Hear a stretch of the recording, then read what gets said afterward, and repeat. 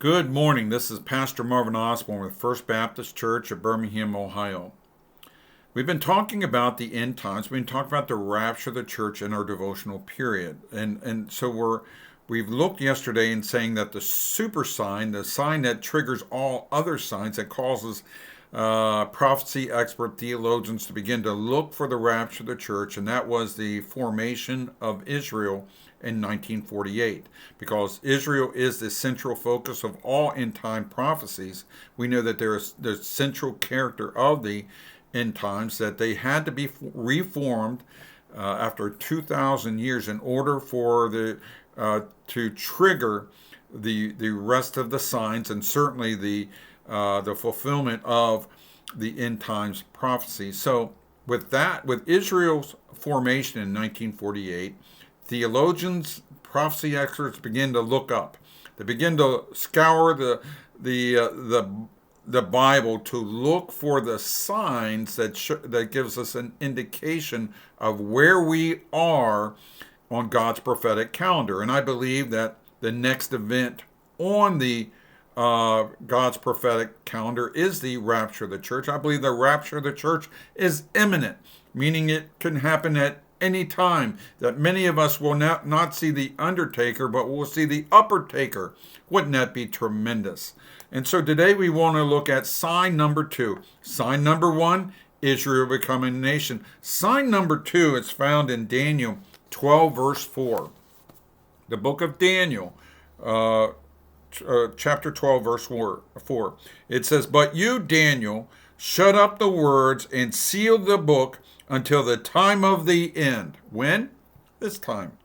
"Many shall run to and fro, and knowledge shall increase." Theologians would tell us that God tells Daniel that in the end times, many shall run to and fro, meaning that there's going to be a great acceleration of travel. The idea of travel will be accelerated. Now, you think about what's happened in the last 120 years or so. You think about for thousands of years, man walked, man rode on horses, man used wagons, but all of a sudden, these two guys from Ohio, they go down to Kitty Hawk, and they put together a glorified glider, and they travel just a few feet, and the world changes, right? The world changes, and you think about that in short order.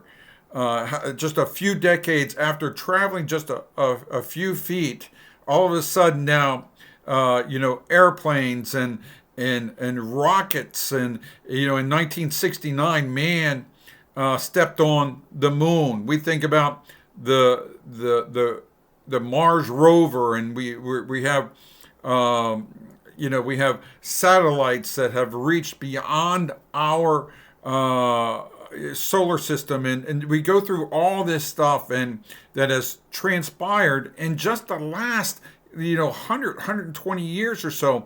And you think about all this occurred in these last days. All of a sudden now there's a privatization of people going into space, that idea of going back to the moon, trying to get people to colonize Mars and so forth. And it's interesting what has occurred in the last 100 years. But even more alarming, as the passage goes on, it says, "And knowledge shall increase." Now, let me ask you this. How has knowledge increased in your lifetime? I'm thinking that when I grew up, if you had a set of encyclopedias in your home, you had a great wealth of knowledge, right? I know that my mom and dad purchased the World Book encyclopedias. We had those books in our home to great expense for them to do that. But in truth, a lot of the information by the time we graduated from high school, was already outdated. But now they tell us that by the time a freshman in college gets to their sophomore or junior year of college, that information has changed in such a rapid pace that a lot of it is outdated. We have more at our we have more information, we have more computation skills in our cell phones than it took for NASA to send a man to the moon. It's amazing what's happening over and over again. They say that it is estimated that over 4 exabytes of unique information is generated each year, and that is more than the previous 5,000 years combined. So what is Daniel saying? He's saying that in the end times, sign number 2, in the end times, travel will increase. And you think about it. How long did it take, let's say, the ships to go from Spain to the United States? How long did it take? How many months? An arduous journey. And now you can get on a plane in Cleveland, Ohio, and you can get to Spain in just a matter of hours. Or how long did it take for those pioneers to get from Boston to California? Months and months and months of arduous travel, but now you can get there in a matter of an hour or a couple of hours, right? It's amazing how travel has shaped our country. There is no place on the planet that we can't reach in a matter of hours or just maybe a day or two, right? It's just so accessible.